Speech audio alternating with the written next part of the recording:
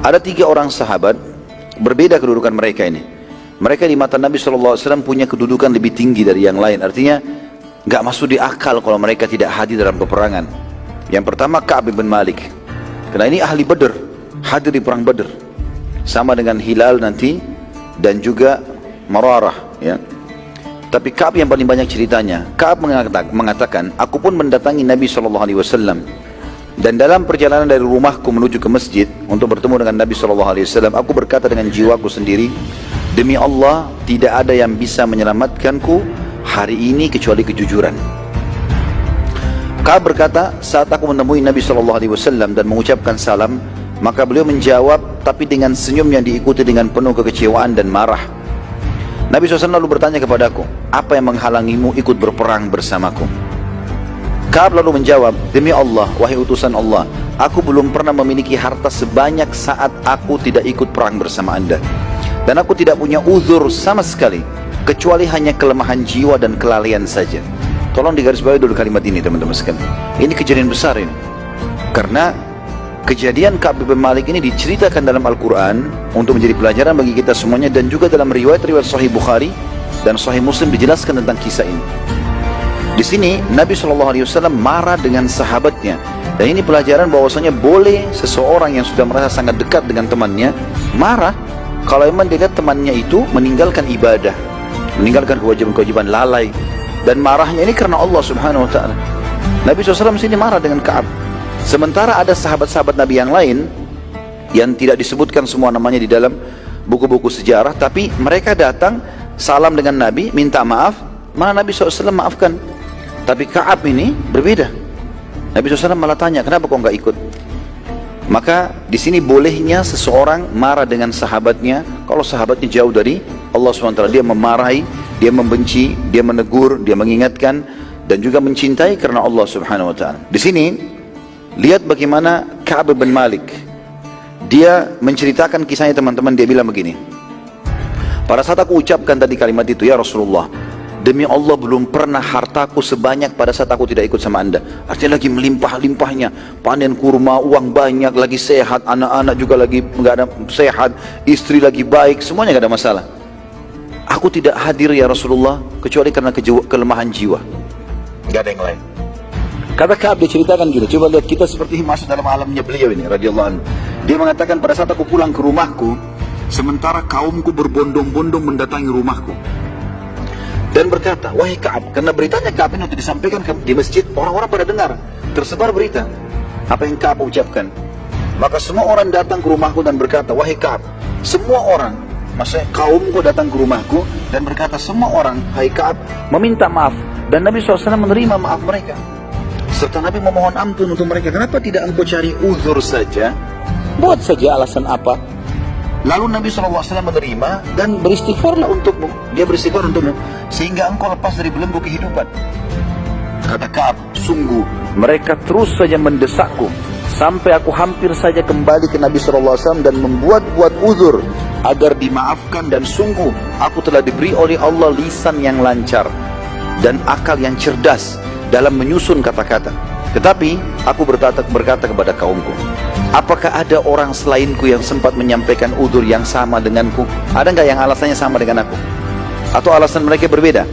Maka mereka bilang, ada 2 orang karena alasan kelalaian. Lalu dia tanya, Ka'ab tanya, siapa mereka berdua? Lalu kaumnya menyebutkan 2 orang sahabat lagi yang saya bilang ahli Badr, sama-sama 3 orang ini nanti diboikot oleh Nabi SAW. Maka mereka mengatakan Hilal bin Umayyah dan Mararah bin Rabi' radhiyallahu anhu ajma'in. Ka'ab berkata, sungguh keduanya termasuk yang hadir di perang Badr, sama dengan aku, sama-sama hadir di Badr. Maka aku akan menunggu dan menerima apapun yang menimpa keduanya. Keduanya dihukum, aku dihukum juga. Nggak mau, aku nggak mau bohong, nggak mau rekayasa, uzur, pokoknya apa adanya. Seperti itulah.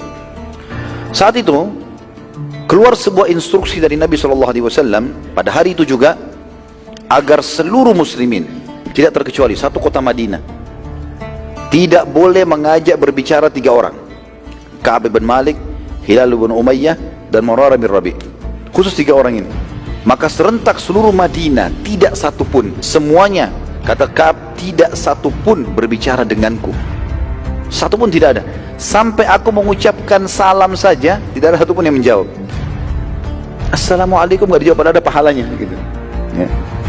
Kedua sahabatku, maksudnya Hilal dan Murarah, dua-duanya udah menangis, mengurung diri di rumah, gak keluar.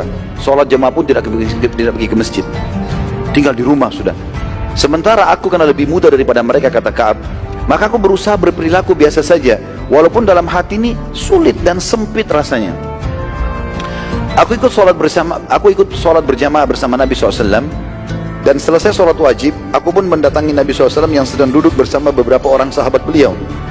Lalu aku mengucapkan salam, tidak ada seorang pun menjawab salamku, kecuali Nabi SAW yang menggerakkan bibirnya mengucap salam, tapi tidak keluar suaranya. Dia bilang, saat aku sholat sunnah, jadi tidak dijawab salamnya sudah. Jadi lisan gak dijawab, tangan pun tidak salaman gitu. Dia bilang, saya pun bagi sholat sunnah. Saking pengaruhnya besar dalam jiwaku, sampai-sampai lagi sholat aku melirik ke Nabi. Katakan, aku berusaha melihat ke arah Nabi SAW. Dan pada saat aku melihat ke arah Nabi, ya kalau Nabi tidak tahu, maka aku melihat Nabi sedang melihat ke arahku. Dan kalau Nabi mengetahui aku melihatnya, maka beliau mengalihkan pandangan matanya. Ka'ab berkata, aku terus dalam keadaan ini tiap hari. Gak ada yang salam, gak ada yang ngobrol, gak ada yang tegur, 40 hari. Kata beliau, pada hari ke-40, tiba-tiba seseorang mencariku. Kita perhatikan teman-teman sekalian di sini, lebih dalam lagi kasus Ka'ab. Lihat bagaimana dalam kondisi jiwanya tertekan, sedih, tidak tahu diterima taubatnya atau enggak. Ya. Tiba-tiba ada seseorang datang membawa surat, orang dari luar Madinah, membawa surat khusus dari Raja Gassasina. Ini orang kafir ini, beragama Nasrani, mengirim surat khusus kepada Ka'ab. Isinya begini, telah sampai kepada kami apa yang telah terjadi pada anda dan apa yang telah sahabat anda, maksudnya Nabi SAW, lakukan pada anda, diboikot. Bayangkan sampai ke wilayah Nasrani terdengar ini, gitu kan? Maka kalau anda datang kepada kami, pasti kami akan memuliakan anda. Ya, makna yang lain adalah kami akan memberikan anda kedudukan. Kalau anda mau masuk ke agama kami, ikut bersama kami akan berikan itu. Ka'ab berkata, demi Allah, aku menyadari, ini perhatian penting, garis bawahi kalimat ini. Demi Allah, aku menyadari bahwasanya justru ini puncak cobaan. Justru ini puncak cobaan. Aku nggak boleh tergoda. Bayangkan ya, luar biasa dalam kondisi sudah sumpek begini, tapi dia mengatakan itu puncak cobaan. Pada hari yang sama, bertambah lagi masalahnya. Utusan Nabi SAW datang, lalu berkata kepadaku, sesungguhnya Rasulullah SAW telah melarang engkau menyentuh istrimu dan diperintahkan untuk menjauhi istrimu. Jadi bukan cuma satu kota Madinah, istri pun harus keluar. Ka'ab dengan imannya bilang apa? Apakah aku harus menceraikannya atau hanya menjauhi saja? Kata utusan Nabi SAW, penyampaian Nabi hanya menjauhi. Langsung gak pakai tunggu, dia bilang sama istrinya, pulanglah ke rumahmu, kepada rumah orang tuamu, sampai Allah memutuskan keputusanku. Kata Ka'ab, pada saat itu luar biasa, menumpuk antara, pada saat istrinya pergi, menumpuk antara di luar rumah tidak ada yang ajak ngomong, di rumah pun sendirian. Istri udah gak ngomong, gak ada masakan, gak ada ngomongan, gak ada biologis, gak ada segala macam, diboikot total. Sebagian kerabat mendatangi Ka'ab, kata Ka'ab, mendatangiku seraya berkata, wahai Ka'ab, sesungguhnya Hilal ibn Umayyah dan Murarah bin Rabi membiarkan istri mereka di rumah, mereka hanya saja tidak menyentuhnya. Dua temanmu juga sama perintahnya Nabi SAW, tapi mereka minta izin sama Nabi, gak usah dipulangkan ke rumah orang tua, di rumah saja, tapi gak disentuh, gak ada biologis sama sekali. Ka'ab menjawab, mereka berdua sudah berumur, aku masih muda gitu. Sementara aku khawatir melanggar, nanti lihat istri habis mandi, nanti dekat-dekat, bahaya, dilarang sentuh, ini larangan Allah dan Rasulnya, hukum melanggar. Dan dia takut menyentuh sampai disuruh pulang istrinya. Ka'ab berkata, sungguh segala sesuatu berubah total padaku, dadaku sempit, hidupku seraya senyap, bahkan istri pun sudah tidak berbicara denganku, dan dunia menjadi berubah, keindahannya menjadi gelap, dan berjalan selama 50 hari. Dari 40 hari 10 hari diboikot, tidak bisa lagi istrinya juga ngomong, melayani, disentuh. Dia bilang, saya tetap komitmen, coba bersabar, dalam kemelut pikiran jadi kacau, hati jadi sempit, dada jadi sempit, tetap saja saya sabar. Dan subhanallah, di hari ke-50 dari cobaan tersebut, pada saat aku sedang sholat duha di halaman rumahku. Karena panas, beliau keluar di depan rumahnya, pasang sejadahnya, sholat duha. Dia bilang, tiba-tiba aku mendengar suara dari kejauhan yang sangat besar, teriak-teriak, wahai Ka'ab, berita gembira, wahai Ka'ab, berita gembira, gitu. Dia bilang, saya melihat ke arah suara itu, saya melihat ada dua orang sahabat Rasulullah SAW, yang satu lari, yang satu pakai unta. Dua orang ini kayak bersaing ingin tiba ke aku. Siapa yang tiba duluan gitu. Dia bilang saking bersaingnya dua orang ini, yang unta memicu untanya supaya sampai ke aku duluan, yang berlari tahu dia akan kalah cepatnya, maka dia naik ke atas pohon yang tinggi. Lalu mereka berdua sambil berteriak, berita gembira wahai Ka'ab bin Malik, gitu. Terus saja itu dikumandangkan sama mereka, sampai Ka'ab mengatakan, aku pun bertanya, ada apa? Gitu. Lalu dua-duanya secara bersamaan menyampaikan, satu di atas pohon, yang satu dari untanya, gitu kan.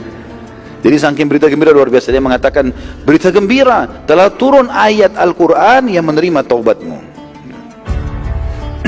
Maka kata Ka'ab radhiyallahu anhu, aku pun sujud kepada Allah sebagai syukur, dan hatiku tiba-tiba jadi lapang. Yang tadinya bumi ini sempit jadi luas gitu.